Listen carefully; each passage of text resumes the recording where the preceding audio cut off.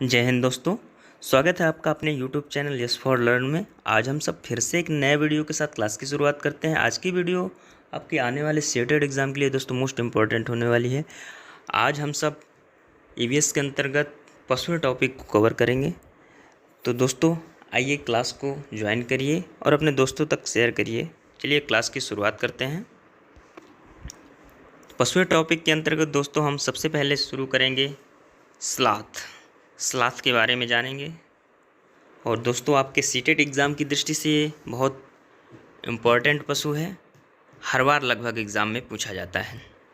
आइए समझते हैं स्लाथ क्या होता है। यह दुनिया का सबसे आलसी जीव है। बात करें जीव की, इस जीव की, तो ये बहुत ही आलसी जीव है, इसीलिए इसको दुनिया का सबसे आलसी जीव कहा गया है। यह पेड़ों से उल्टा लटक कर लगभग दिन में 17 घंटे सोता है। दिन के 24 घंटे में से लगभग ये दोस्तों 17 घंटे पेड़ से उल्टा लटक कर सोता है। यह भालू के जैसे दिखने वाला जीव है, परंतु यह भालू नहीं है। यह जिस पेड़ पर रहता है उसी पेड़ की पत्तियों को खाता है और सप्ताह में एक बार मलमूत्र त्याग के लिए पेड़ों से नीचे उतरता है। बात करें इसकी, तो यह एक अच्छा तैराक माना जाता है, पानी में अच्छी तरह से तैर लेता है। यह एक शाकाहारी जीव है। और बात करें तो यह अपने 40 वर्षों के जीवन काल में, मतलब इसकी उम्र जो होती है यह आपकी 40 साल होती है, और 40 वर्षों के जीवन काल में ये कुल 8 पेड़ों में निवास करता है। यह दक्षिण अमेरिका और उत्तर अमेरिका में पाया जाता है। मतलब बात करें इसकी, तो लगभग 5 साल तक एक पेड़ में रहता है और उसी की पत्तियों को खाता है। सप्ताह में एक दिन के लिए मलमूत्र त्याग के लिए नीचे उतरता है। तो इस तरह से दोस्तों ये आपका स्लाथ है। अगला जो पशु है दोस्तों आपके सीटेट एग्ज़ाम की दृष्टि से हाथी, ये भी काफ़ी इम्पॉर्टेंट है। बात करें हाथी की, तो हाथी भारत का राष्ट्रीय विरासत पशु माना जाता है। भारत में सर्वाधिक हाथी दोस्तों कर्नाटक राज्य में पाए जाते हैं। विश्व में सर्वाधिक हाथी की बात की जाए तो दक्षिण अफ्रीका में पाए जाते हैं। हाथी सामान्यतः काले रंग के पाए जाते हैं, इसीलिए इन्हें ज़्यादा गर्मी नहीं लगती है। ये गंदे पानी व कीचड़ में रहना या खेलना पसंद करते हैं, जिससे इनकी बॉडी को ठंडक मिलती है।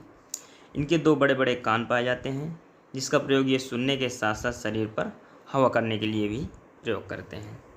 एक सामान्य हाथी एक दिन में लगभग 1 कुंतल पत्तियाँ खा जाता है।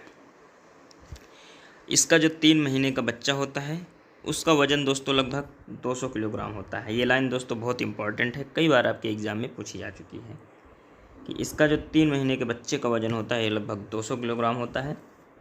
इसकी औसत आयु की बात करें दोस्तों तो लगभग 70 वर्ष होती है। अब बात करते हैं दोस्तों सांप की।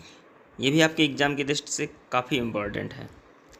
सांप क्या होता है? यह सरीसृप प्रजाति का जीव होता है जो सरक कर चलने वाला होता है। इन्हें किसानों का मित्र भी कहा जाता है। क्यों मित्र कहा जाता है? क्योंकि खेतों से ये चूहे को खाकर फसल को बर्बाद होने से बचा देते हैं। भारत में 4 तरह के जहरीले सांप पाए जाते हैं। कौन कौन से जहरीले सांप पाए जाते हैं? सबसे पहले नाग, दूसरा करैत, तीसरा अफाई और चौथा दुबैया। चारों बहुत जहरीले सांप होते हैं। नाग अपने बच्चों को पालने के लिए घोंसले की व्यवस्था करता है। नाग एक ऐसी प्रजाति है जो जन्म देने के पश्चात अपने बच्चों को खा जाता है।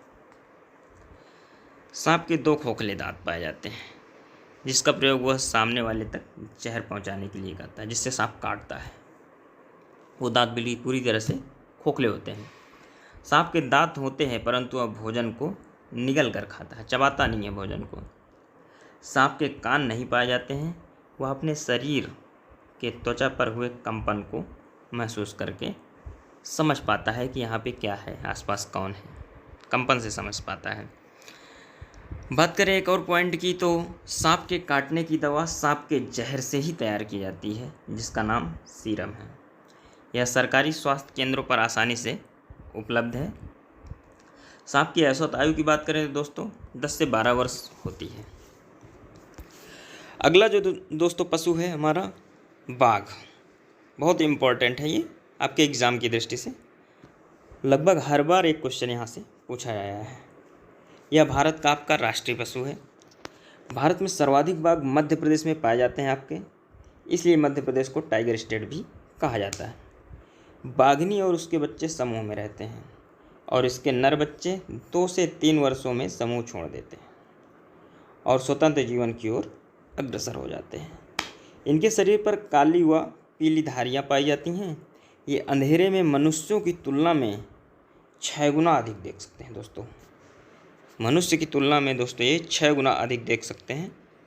ये अपने इलाके का निर्धारण अपने मूत्र के गंध के माध्यम से करते हैं और उसी से समूह में आए दूसरे बाघ की पहचान भी आसानी से कर लेते हैं। ये अपने मूँछों की सहायता से पत्तियों में जानवर के भागने से उत्पन्न सरसराहट और हवा चलने से उत्पन्न सरसराहट में आसानी से अंतर कर लेते हैं। दोस्तों देखिए कितना बड़ा फर्क है। वे अंधेरे में दिशा की पहचान आसानी से कर लेते हैं अपनी मूँछों से। बात करें अगले पॉइंट की, तो बाघ विभिन्न प्रकार की आवाज़ें निकालने में भी सक्षम माना जाता है। इसकी दहाड़ लगभग 3 किलोमीटर तक आसानी से सुनाई देती है।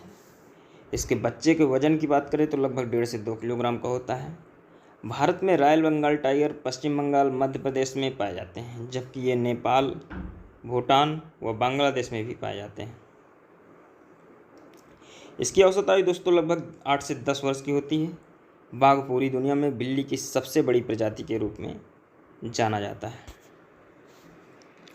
आगे बात करते हैं दोस्तों, पूरी दुनिया में मांस खाने के तौर पे देखा जाए तो ये तीसरे नंबर पे आता है, जबकि पहले नंबर पे ध्रुवी भालू आते हैं और दूसरे नंबर पे भूरे भालू आते हैं।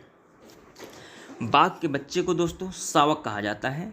ये जन्म के पश्चात 1 सप्ताह तक अपनी आंखें नहीं खोलते हैं। जन्म के पश्चात अधिकांश शावक मर जाते हैं। ये 5 से 8 मीटर की दूरी तक आसानी से छलांग लगा लेते हैं। इनकी औसत चाल दोस्तों 60 किलोमीटर प्रति घंटा होती है। स्पीड की बात करें दोस्तों 60 किलोमीटर प्रति घंटा इनकी स्पीड होती है। अगले पॉइंट के बारे में समझेंगे। इनके पैर इतने मजबूत होते हैं दोस्तों कि मरने के पश्चात कुछ देर तक खड़े रह सकते हैं। बाघ के आगे पैर की तुलना में पीछे के पैर लंबे होते हैं, जो छलांग लगाने में सहायता करते हैं। सामान्यतः बाघ की बात करें तो इसकी आंखें पीली होती हैं, परंतु सफ़ेद बाघ की आंखें नीली होती हैं। इसी क्रम में दोस्तों हमारा अगला जो पशु है शेर। शेर के बारे में समझते हैं। शेर को दोस्तों जंगल का राजा कहा जाता है, द किंग ऑफ फॉरेस्ट। शेर सामान्यतः भूरे रंग का जीव होता है। शेरनी और इसके बच्चे समूह में रहते हैं और सबसे अधिक उम्र की शेरनी समूह का नेतृत्व करती है। एक वयस्क शेर का वजन लगभग 250 किलोग्राम तक हो सकता है। इनके दांत अधिकतम 8 सेंटीमीटर तक चौड़े हो सकते हैं। विश्व में सबसे ज़्यादा शेर अफ्रीका महाद्वीप के तंजानिया देश में पाए जाते हैं। एशिया के शेरों का स्वर्ग भारत के गुजरात में गिर राष्ट्रीय उद्यान को कहा जाता है। यह सौराष्ट्र की पहाड़ियों पर स्थित है। अगले पॉइंट की बात करें दोस्तों, तो शेर अपने इलाके का निर्धारण अपने मूत्र के माध्यम से करते हैं और समूह में आए दूसरे शेर की पहचान भी गंध के माध्यम से ही करते हैं। इनका औसत जीवन जो होता है 12 से 15 वर्ष का होता है, जबकि चिड़ियाघर के शेर का जीवन लगभग 20 वर्ष होता है, क्योंकि उसकी केयर अच्छे से होती है। आगे बात करते हैं, शेर हवा से पत्तों में उत्पन्न सरसराहट और किसी जानवर के भागने से उत्पन्न सरसराहट में आसानी से अंतर कर लेता है। मादा शेरनी नर की तुलना में कमज़ोर होती है। शेर के बच्चे 3 साल में परिपक्व हो जाते हैं। इनका गर्भधारण काल 110 दिन से 120 दिन का होता है। ये 4 शावकों को जन्म देती है। मतलब एक शेरनी जो है एक साथ कम से कम 4 शावकों को जन्म देती है। शेर के बच्चे 3 सप्ताह के बाद लगभग चलना शुरू कर देते हैं। जन्म के समय बच्चे का वजन लगभग 2.5 से 3 किलोग्राम का होता है। अगला जो है दोस्तों हमारा बात करते हैं केचुआ की। केचुआ को किसानों का मित्र कहा जाता है। यह सामान्यतः 8 इंच का जीव होता है, जो कि बिल्कुल पतला होता है। यह मिट्टी को खाकर उसे भुरभुरा बना देता है, जिससे उसमें ऑक्सीजन की मात्रा बढ़ जाती है और जो मिट्टी होती है दोस्तों वो उपजाऊ हो जाती है। तो इसीलिए दोस्तों किसानों का मित्र केचुआ कहा जाता है। आगे बात करते हैं दोस्तों मकड़ी की। मकड़ी के बारे में जानते हैं। मकड़ी जो है दोस्तों आपका कीट वर्ग का अपवाद होता है। यह सामाजिक जीव नहीं माना जाता है क्योंकि यह गंदगी का निर्माण करता है। मकड़ी जो होती है आपकी मादा मकड़ी प्रजनन के पश्चात नर मकड़ी को जान से मार देती है। तो मकड़ी के बारे में दोस्तों अभी हम लोगों ने समझा। अब समझते हैं दोस्तों रेशम का कीड़ा क्या होता है। बात करें रेशम के कीड़े की दोस्तों, तो यह शहतूत के पेड़ पर पाला जाता है। रेशम कीट को सेरीकल्चर, रेशम कीट पालक को क्या कहते हैं? सेरीकल्चर कहा जाता है। बहुत बार पूछा गया है दोस्तों एग्जाम में। इसका नर कीड़ा अपनी मादा को उसकी गंध द्वारा कई किलोमीटर दूर से पहचान लेता है। बात करते हैं दोस्तों अब डॉल्फिन की। डॉल्फिन क्या होता है, आइए समझते हैं डॉल्फिन के बारे में। सबसे पहला पॉइंट समझेंगे, इसे भारत का राष्ट्रीय जलीय जीव घोषित किया गया है। इसका अन्य नाम जो है, दूसरा नाम अंधी डॉल्फिन या इसे सुसु भी कहा जाता है। यह गंगा नदी में दोस्तों इलाहाबाद से हल्दिया के बीच पाई जाती है। यह एक स्तनधारी जीव है जो सीधे बच्चों को जन्म देती है। अगले पॉइंट के बारे में बात करें तो यह अपने फेफड़ों के माध्यम से सांस लेती है। यह भिन्न भिन्न आवाज़ आसानी से निकाल सकती है। और बात करें डॉल्फिन की दोस्तों, तो यह मनुष्यों के साथ आसानी से दोस्ती करने के लिए तैयार रहती है, दोस्ती करती है। अब बात करते हैं दोस्तों नीली व्हेल की। नीली व्हेल क्या होती है? यह जो है पृथ्वी पर पाई जाने वाली सबसे भारी जीव है। नीली व्हेल दोस्तों पृथ्वी पर पाई जाने वाली सबसे भारी जीव है। यह एक मांसाहारी खतरनाक जीव है जो स्तनधारी जीव है, जो सीधे बच्चों को जन्म देती है। यह फेफड़ों के माध्यम से दोस्तों सांस लेती है। यह सर्वाधिक संख्या में प्रशांत महासागर में दोस्तों पाई जाती है। आज का अगला टॉपिक है दोस्तों हमारा पौधे। आइए पौधे के बारे में समझते हैं जो आपके सीटेट एग्जाम की दृष्टि से बहुत इंपॉर्टेंट हैं। कुछ विशेष पौधों के बारे में समझेंगे। सबसे पहले समझते हैं रेगिस्तानी ऊँख के बारे में। रेगिस्तानी ऊँख क्या होता है? यह ऑस्ट्रेलिया में दोस्तों पाया जाता है। यह रेगिस्तानी इलाके में पाया जाने वाला वृक्ष है। इसकी जड़ें पानी की तलाश में लगातार नीचे की ओर तेज़ी से बढ़ती रहती हैं। यह लगभग 30 से 40 फीट की गहराई तक नीचे चली जाती है।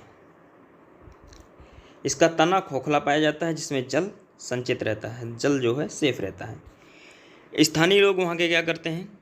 वहाँ के स्थानीय लोग चाकू व छोटी पाइप रखते हैं। जल का अभाव होने पर वे तने से जल को निकाल लेते हैं। आसानी से चाकू से छेद करके पाइप लगा के आसानी से पानी निकाल लेते हैं। आगे बात करते हैं दोस्तों घटपर्णी की। बहुत ही इम्पोर्टेंट पौधा है ये आपके एग्ज़ाम की दृष्टि से। बात करते हैं घटपर्णी के बारे में। घटपर्णी क्या होता है? यह ऑस्ट्रेलिया, इंडोनेशिया और भारत के मेघालय में पाया जाता है। यह घड़े के आकार का होता है जिसका मुंह पत्तियों के द्वारा ढका होता है। इससे विशेष खुशबू निकलती है दोस्तों जो कीड़े मकोड़ों को, छोटे जीवों को अपनी ओर आकर्षित करता है।